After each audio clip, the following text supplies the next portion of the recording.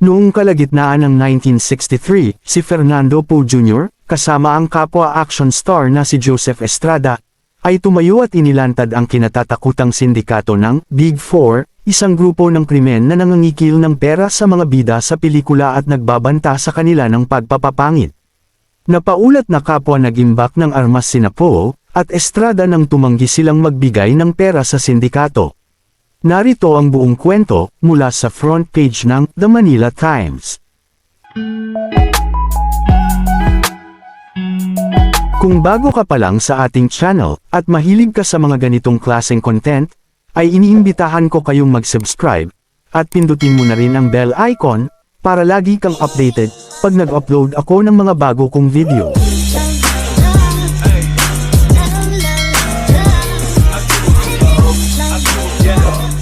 Sinabi ni Estrada sa NBI na gusto niyang ilantad ang sindikato ng Big Four mula nang binyantaan siya ng pagpapapangit. Humingi daw sa kanya ng 4,000 peso ang sindikato. Binayaran daw siya ng isang producer.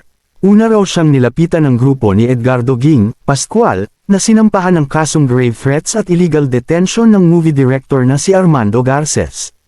Kinilala ni Estrada sina Patrolman Lorenzo Meneses at Pedro Ramirez ng Quezon City Police bilang mga emisaryo ni Pascual sa paghingi ng pera sa kanya. Nilapitan daw siya nina Meneses at Pascual sa LVN Studio. Nang tumanggi siyang magbigay sa grupo ni Pascual, sinabi ni Estrada na endorso siya ni Pascual kay Luis Baby Asistio. Sinabi ni Estrada na nasa Obando, Bulacan siya para sa pelikulang Pulong Diablo nang ipaalam sa kanya nina Rolando Montes, Pedro Rebulo alias Pita, at Restituto Santos alias Resti, na gusto siyang makita ni Baby Asistio. Nakita daw niya si Asistio sa isang bahay sa Caloocan. Humingi daw si Asistio ng 4,000 piso, pero sinabi niya kay Asistio na wala siyang ganoong kalaking halaga. Asistio then told him, "Kinakalaban mo ako." Pagkatapos ay itinuro ni Asistio ang 7 sa kanyang mga alip-ores sa silid na pawang armado, at sinabi sa kanya na alalahanin ang kanilang mga mukha, dahil isa sa kanila ang magli-liquidate sa kanya kapag patuloy niyang lalabanan ng Big Four. Sinabi ni Estrada, na mula noon ay hindi na siya tumuntong sa Caloocan City. Tumanggi rin daw siyang ituloy ang paggawa ng pelikula ng Pulong Diablo, dahil dadaan siya sa Caloocan para pumunta sa lokasyon.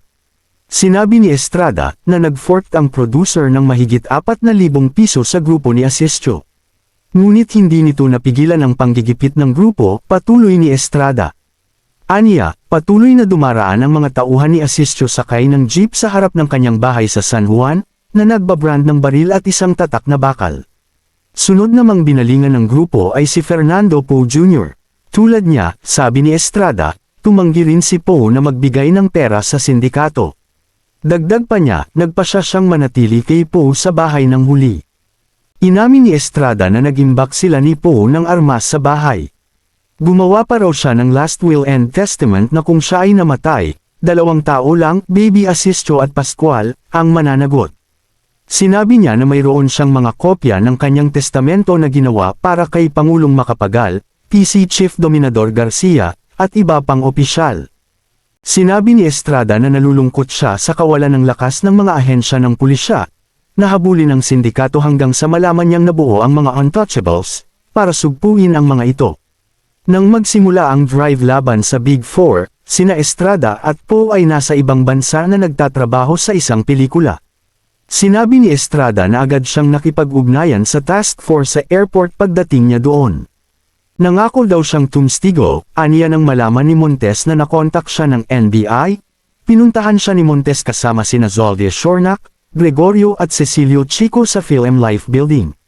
Sinabi ni Estrada na agad siyang hinarap ni Montes at sinabi sa kanya, "Siga ka na ngayon. Sinasalubong ka pa ng NBI."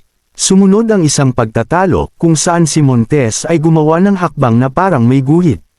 Sinabi ni Estrada na sa kanya inilabas ang kanyang Magnum revolver, alam niyang isa si Montes sa mga tinyente ni Baby Asistio. Inamin ni Estrada na tinutukan ng baril si Montes ngunit aniya, nang makita niyang walang armas si Montes at ang mga kasama nito ay sinipa na lang niya si Montes. Maraming salamat sa muling panunood, hanggang sa dulo ng aking video. At huwag kalilimutang mag-subscribe, at pindutin mo na din ang notification bell, para lagi kang updated pag nag-upload ako ng mga bago kong video. Thank you for watching.